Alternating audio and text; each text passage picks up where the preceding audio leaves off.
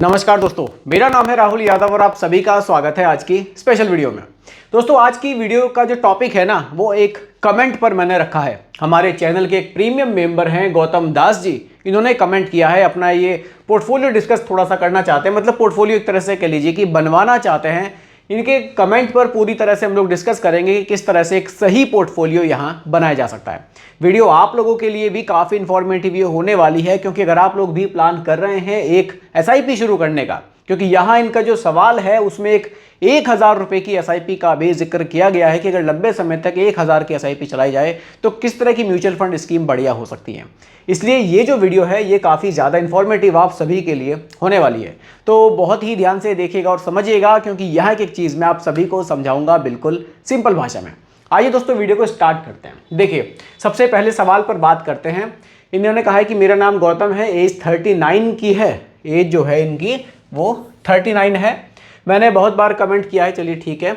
ये 10,000 रुपये की एसआईपी स्टार्ट करना चाहते हैं, 5 से 7 साल, 7 साल रख लेते हैं। तो कौन से फंड में इनको इन्वेस्ट करना चाहिए, ठीक है। और इसके साथ ही एक ये 1000 रुपये महीना की एसआईपी करना चाहते हैं 15 साल के लिए। तो इन्होंने पूछा है कि किस तरह की म्यूचुअल फंड स्कीम बढ़िया हो सकती है। तो काफ़ी ये एक बढ़िया सवाल मुझे लगा। और अगर आप लोग भी अपना सवाल डिस्कस करना चाहते हैं, जिस तरह से ये हमारे चैनल के एक प्रीमियम मेंबर हैं, आप चाहें तो आप लोग भी, मेंबरशिप ओपन है, आप लोग भी ले सकते हैं। चलिए शुरू करते हैं। देखिए दोस्तों, यहाँ इनका जो सवाल है उसको हम लोग 2 पार्ट में डिवाइड करेंगे। पहला पार्ट ये है कि जो ये एसआईपी करेंगे उसको ये 7 ईयर्स तक कंटिन्यू करना चाहते हैं। दूसरा पार्ट है, एक एसआईपी छोटी कर रहे हैं, उसको ये 15 ईयर्स तक कंटिन्यू करेंगे, ठीक है। इस तरह से 2 पार्ट में डिवाइड इसको कर देते हैं। देखिए, यहाँ जो म्यूचुअल फंड स्कीम्स के बारे में आप लोगों को बताया जाएगा वीडियो के माध्यम से, ये रिकमेंडेशन मेरी तरफ से या चैनल की तरफ से नहीं होगी। ये सिर्फ एजुकेशनल पर्पस वीडियो है, ताकि थोड़ा सा आपको एक आइडिया लग सके कि म्यूचुअल फंड के रिटर्न्स पास्ट में कितने मिले हैं, किस तरह से यहाँ पर पैसा बन सकता है, किस तरह से म्यूचुअल फंड स्कीम्स काम करती हैं, ठीक है। चलिए, अब देखिए, यहाँ जो 7 साल के लिए फंड्स इनको लेने हैं, यहाँ जो इन्होंने एसआईपी का अमाउंट बताया है वो बताया है 10,000 रुपये महीना, 10,000 पर मंथ की इनको एसआईपी यहाँ करनी है। पहले हम लोग इसी पर बात करेंगे, 15 साल वाले पर फिर हम लोग बाद में आते हैं, ठीक है। अब देखिए, जब बात यहाँ पर 7 साल के लिए आती है तो कोशिश हमें ये करनी है कि हम लोग ऐसी म्यूचुअल फंड स्कीम्स को चूज करें जहाँ पर रिस्क को हम मिनिमाइज कर सकें। अब देखिए, जब हम लोग म्यूचुअल फंड में निवेश करते हैं तो यहाँ पर बहुत सारी स्कीम्स निकल कर आती हैं, जिसमें कि large cap, mid cap, small cap, flexi cap और हाइब्रिड म्यूचुअल फंड्स भी होते हैं। तो हमें यहाँ पर एक बैलेंस पोर्टफोलियो बनाना है, क्योंकि ड्यूरेशन हमारे पास बहुत ज़्यादा नहीं है। 7 साल है, ठीक है, लेकिन अगर और जितना ज़्यादा होती है उतना ही ज़्यादा बढ़िया रहता है। यहाँ हम लोग क्या कर सकते हैं, कोशिश करनी है कि लार्ज कैप म्यूचुअल फंड्स का अच्छा खासा एलोकेशन हम यहाँ रख सकें। लार्ज कैप में हम लोग क्या करेंगे, लगभग 40% हिस्सा लार्ज कैप में रखेंगे। अब आप लोग कहेंगे कि भैया लार्ज कैप में 40% क्यों, इसके पीछे क्या रीज़न है। देखिए, लार्ज कैप के पीछे रीज़न ये है कि यहाँ इंडिया की ना बड़ी बड़ी कंपनियाँ होती हैं। अब ज़्यादा बड़ी कंपनी होने से क्या होता है कि अगर मार्केट में गिरावट आती भी है तो उन पर उतना ज़्यादा फर्क नहीं पड़ता है जितना कि मिड कैप और स्मॉल कैप पर पड़ता है, क्योंकि वेल स्टेबलाइज्ड कंपनी है, बड़े साइज़ की कंपनियाँ होती हैं, तो बहुत ज़्यादा गिरावट का असर नहीं होता है। असर होगा लेकिन बहुत ज़्यादा नहीं होगा, ठीक है। इसलिए लार्ज कैप को बिल्कुल यहाँ रखेंगे। ऑप्शन पर बात करते हैं लार्ज कैप के, तो हम लोग यहाँ क्या कर सकते हैं, निफ्टी 50 इंडेक्स फंड को रख सकते हैं।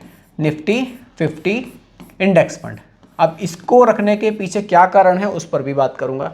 देखिए, जब आप निफ्टी 50 इंडेक्स फंड को इसमें कंसीडर करेंगे तो ये क्या करेंगे, आपके पैसे को सीधा सीधा टॉप की 50 कंपनियों में निवेश कर देगा। 10,000 में से 40% रख रहे हैं, यानी कि महीने का जो 4,000 जाएगा आपका, वो इंडिया की जो टॉप की 50 कंपनियां हैं, जो लिस्टेड है हमारे पास 50 कंपनियां, उनमें आपका पैसा सीधा निवेश हो जाएगा। तो ये आपका एक ऐसी जगह पैसा निवेश हो जाएगा कि हाँ, बड़े स्टॉक्स में मेरा पैसा जा रहा है, ठीक है।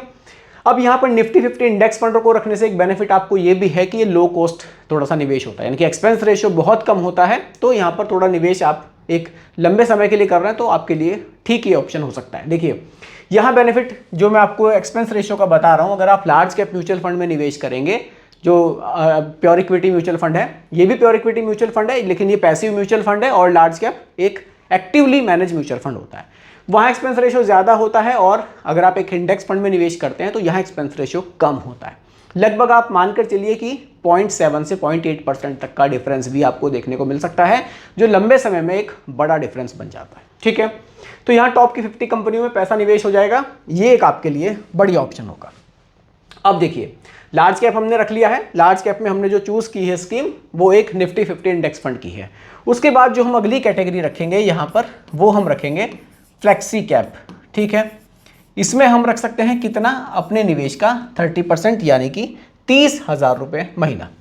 अब देखिए, अगर हम इसको रख रहे हैं तो इसमें क्या होगा, इसके जो निवेश करने का तरीका है वो इस तरह से है कि यहाँ फंड मैनेजर आपका पैसा लार्ज कैप में भी निवेश करते हैं, लार्ज कैप में, और मिड कैप में भी निवेश करते हैं, और स्मॉल कैप में भी निवेश करते हैं। डिफरेंस यहाँ ये है कि कितना पैसा लार्ज कैप में डालेंगे, कितना मिड कैप में, कितना स्मॉल कैप में, ये फंड मैनेजर के ऊपर ही डिपेंड करेगा। वो चाहे तो लार्ज कैप को बढ़ा लें, चाहे तो मिड कैप को कितना रख ले, चाहे स्मॉल कैप को वो कितना रख ले, ये टोटली उनके ऊपर डिपेंड करता है। अब इस कैटेगरी को रखने से बेनिफिट आपको ये होगा कि आपका पैसा मिड कैप और स्मॉल कैप में भी जाएगा। अगर आप स्पेशली मिड कैप और स्मॉल कैप कैटेगरी लेंगे तो ज़्यादा निवेश हो जाएगा उसमें, और एक फ्लेक्सी कैप लेने से मिड कैप और स्मॉल कैप में एक्सपोजर रहेगा, लेकिन थोड़ा सा लिमिटेड रहेगा। और अगर ऐसा लगेगा फंड मैनेजर को कि रिटर्न्स बनाए जा सकते हैं आने वाले टाइम में, तो वो इसको बढ़ा भी सकते हैं। बेनिफिट आपको यहाँ ये होगा, अगर आपने स्पेशली मिड कैप ले लिया तो एक बड़ा पार्ट आपका मिड कैप में निवेश हो जाएगा। किसी वजह से मार्केट में गिरावट का दौर चला तो आपको काफ़ी लॉस हो सकता है। फ्लेक्सी कैप में बेनिफिट ये है कि फंड मैनेजर आपकी जो होल्डिंग्स है उनको स्विच कर सकते हैं। अगर उनको लग रहा है कि mid cap small cap loss की तरफ लेकर जा रहा है तो स्विच करके लार्ज कैप को बढ़ा देते हैं, थोड़ी सी स्टेबिलिटी आपको वहाँ पर मिल जाती है। इसीलिए फ्लेक्सी कैप आपके लिए बढ़िया ऑप्शन हो सकता है। 30% यानी कि 3,000 रुपये महीना आप इसमें डाल सकते हैं। ठीक है, अगली जो कैटेगरी है, यहाँ मैं आपको 2 ऑप्शन देना चाहूँगा। ये कैटेगरी है दोस्तों हाइब्रिड म्यूचुअल फंड। हाइब्रिड यहाँ आप कितना रखेंगे, बाकी का 30% आप यहाँ रख लेंगे। अब हाइब्रिड में मैं आपको 2 ऑप्शन बताऊँगा। अगर आप थोड़ा सा सेफ रहना चाहते हैं, मतलब थोड़ा सा आप, क्योंकि इक्विटी में आप काफ़ी निवेश कर चुके हैं, 30 आपका 70% प्योर इक्विटी में जा रहा है। अगर आप थोड़ा सा कोशिश ये करना चाहते हैं कि अब मैं कुछ पैसा अपना ऐसा भी रखूं जहां पर रिस्क को बहुत कम रहे मेरा, मतलब रिस्क को मैं मिनिमाइज करूं, तो आप यहां कर सकते हैं एक कंजर्वेटिव हाइब्रिड म्यूचुअल फंड को आप यहां रख सकते हैं।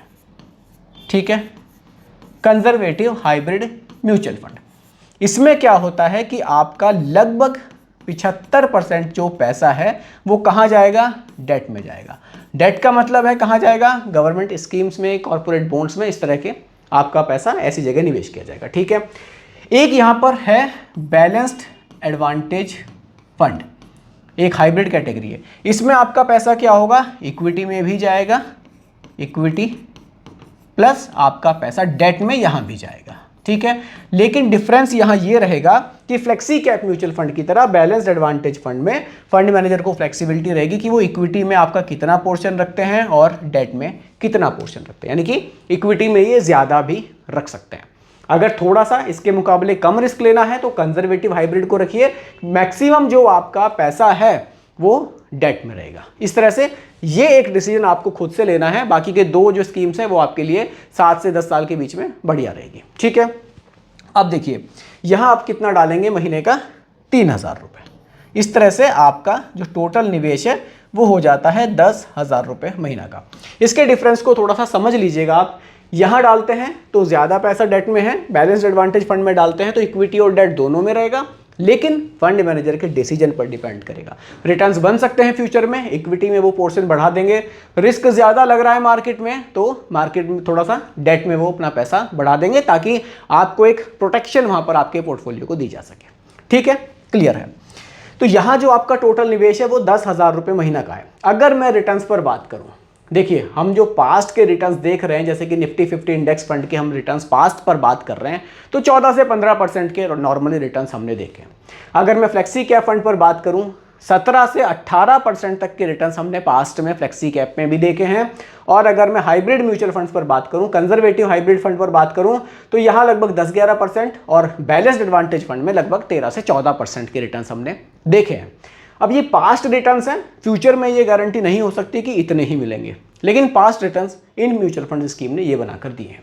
ठीक है, अब मैं यहाँ पर सीधा एक SIP कैलकुलेटर पर चलता हूँ। आपका जो निवेश है वो है 10,000 रुपये महीना का। ठीक है, एक्सपेक्टेड जो रिटर्न्स है एग्जाम्पल के लिए फिक्स नहीं है, 12% रख लेते हैं और आप इसको 7 साल अगर चलाते हैं तो आप देख सकते हैं, देखिए आपका जो निवेश है 8,40,000 का हो जाएगा और जो आपकी फाइनली वैल्यू है वो कितनी बन रही है, लगभग 12,90,000 रुपए की। 10,000 की SIP, 12% की रिटर्न्स और 7 साल की ड्यूरेशन।